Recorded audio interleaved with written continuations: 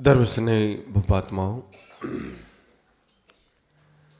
जो मिला है हमें वो हमारे भाग्य से मिला है, और जो मिला है उसे संभाल के रखना ये हमारे सौभाग्य का समय होगा।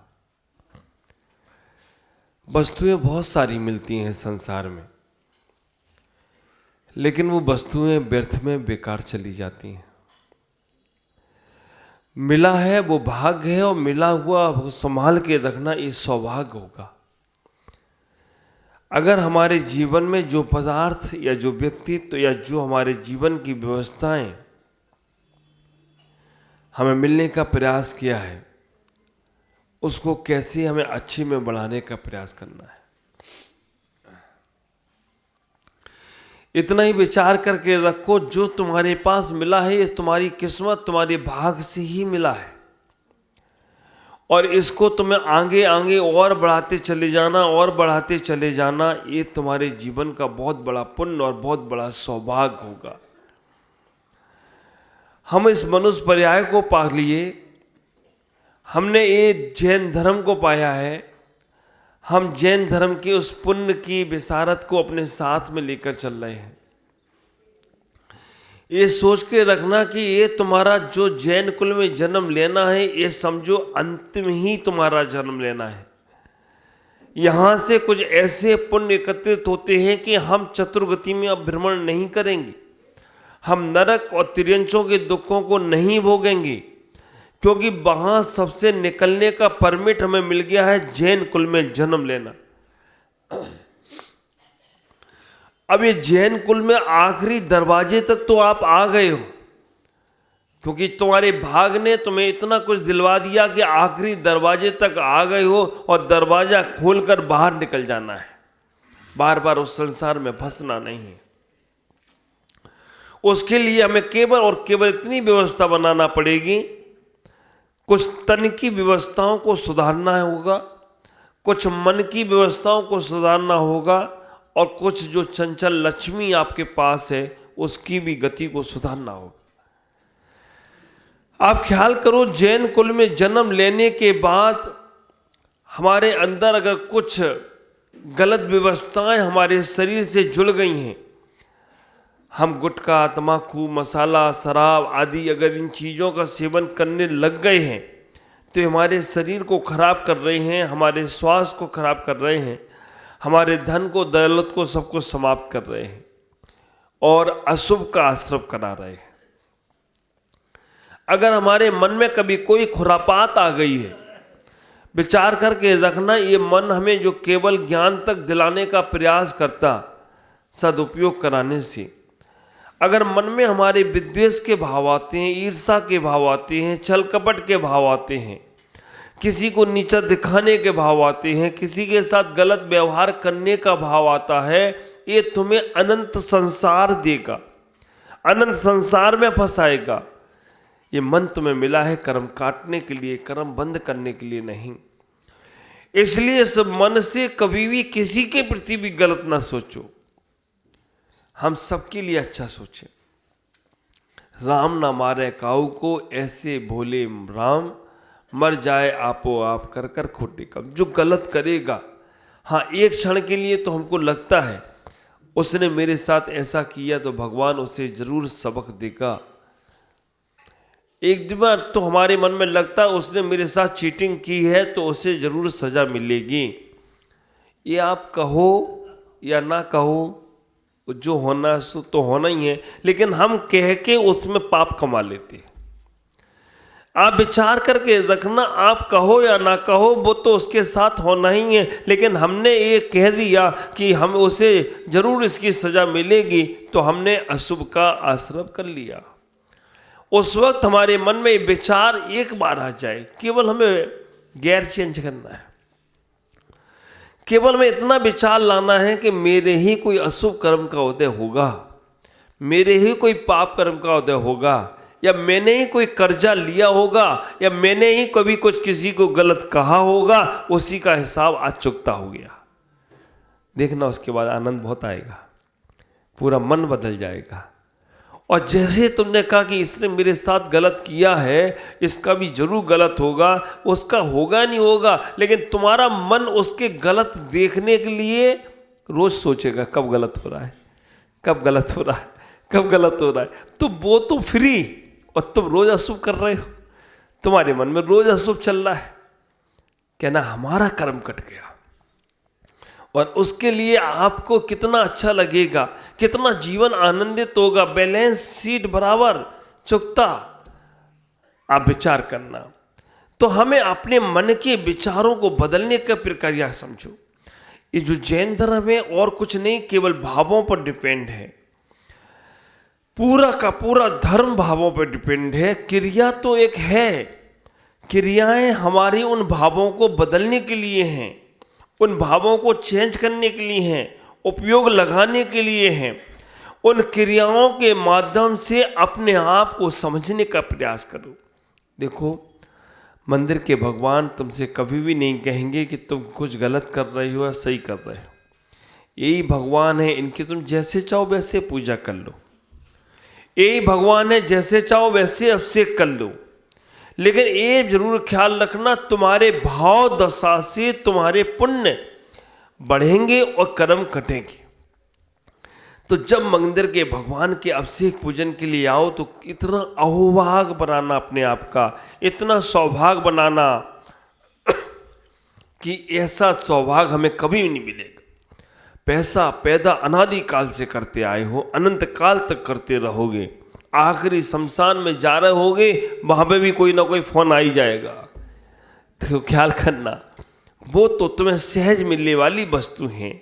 बड़ा दुर्लभ है भगवान का अभिषेक को पूजा करने का सौभाग्य मिलना। आप ख्याल करो, हमारे ओम जी ने 4 बार का नियम लिया है, तो वो पूरा परफेक्ट पालन कर रहे हैं।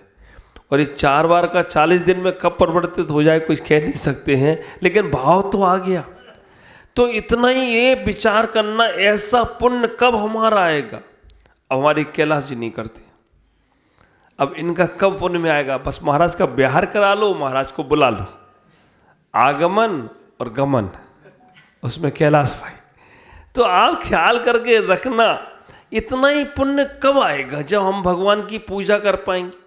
और ये पुण्य बहुत बहुत विशेष होते हैं।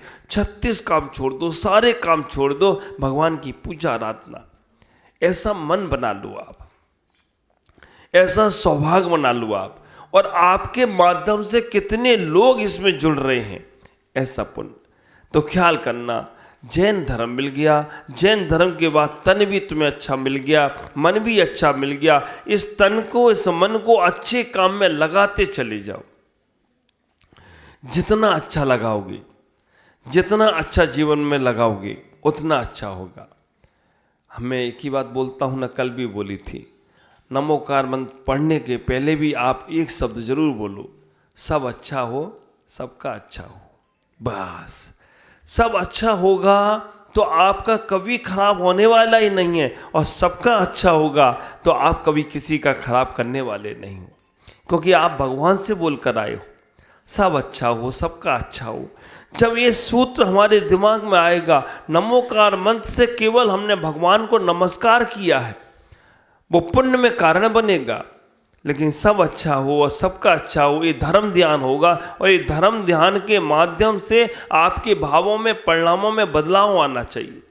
सबका अच्छा होगा तो आपका भी उसमें अच्छा ही होने वाला है। विचार करो, अपने चंचल लक्ष्मी को भी सदुपयोग में कैसे लगाया जाए। ख्याल करना, पैसा तो आया है, वो जाएगा ही जाएगा, लेकिन कभी अच्छे काम करने का मौका मिल जाए। अब विचार करो, हमारे बीरेंद्र जी महामंत्री ने यही मूर्ति विराजमान कर दी, हमारे अध्यक्ष जी ने 2-2 मूर्तियां मंदिर में विराजमान कर दी, और भी हमारे बहुत से परिवारों ने हमारे मूर्तियां भगवान के मंदिर में विराजमान कर दी। अजय रूपा राणा ने कहाँ सूर्य पहाड़ पर मूर्ति विराजमान कर दी, सुरेंद्र जी ने मूर्ति विराजमान कर दी, हमारे पदम जी ने, सुरेश जी बाकलीवाल ने, उनने मूर्ति विराजमान कर दी। पैसा सबके पास था, लेकिन इनने अपनी चंचल लक्ष्मी को भगवान की प्रतिष्ठा में लगा दिया, भगवान के पूजन में लगा दिया। हमारे कमल जी ने सौरधम इंद्र का सौभाग्य लेकर कुबेर जी श्रीपाल जी बन गए, और उसके बाद तो लेन ऐसी लग गई कि ईशान इंद्र। आप विचार करना, लोग सोच रहे थे कैसे बनेंगे, लेकिन वो राहुल ने कहा मैं अपने पापा को बनाऊंगा, और ज्ञानचंद जी को बना दिया। विनोद जी को सनत इंद्र बन गए। महेंद्र इंद्र हमारे अजित जी बन गए। सुरेंद्र जी ने कहा कि पहली बार मैं सौद्रम इंद्र बना था, अब तुम महेंद्र इंद्र बन जाओ। उसके बाद तो जोर लेने लगी, और पंचकल्याणक इतना सुपर हो गया, इतना अच्छा हो गया कि आदमी अभी तक भी उसके पुण्य से बढ़ते ही जा रहे हैं, और अभी तक उसी की चर्चा चल रही, जहाँ भी कर चर्चा करो। अब जिस दिन भगवान वेदी पे विराजमान होंगे, सूर्य पहाड़ पर विराजमान होंगे, वो दिन स्वर्ण अक्षरों में लिखने वाला दिन होगा। वो दिन ऐसा दिन होगा कि आप कहोगे कि जीवन में हमने बहुत बड़ा काम किया है।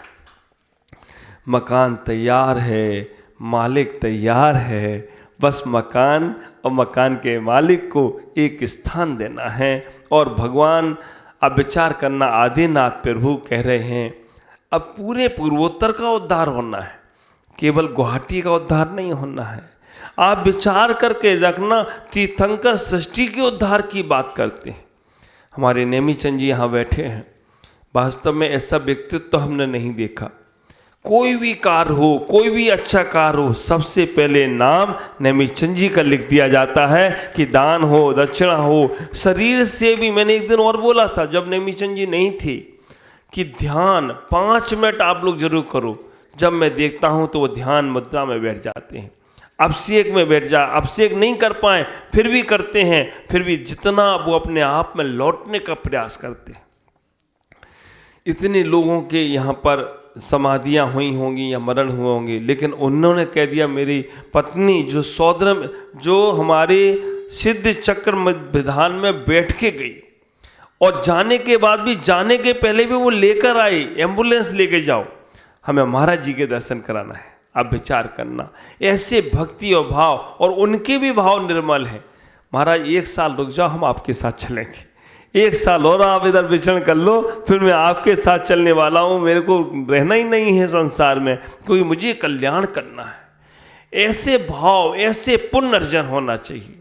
मैं आप सबसे कहूँगा, रोज भगवान से निवेदन करो, हे भगवान, सूर्य पहाड़ के भगवान जल्दी से जल्दी विराजमान हो। जब भी उनका समय होगा तभी होंगे, लेकिन फिर भी प्रयास करें।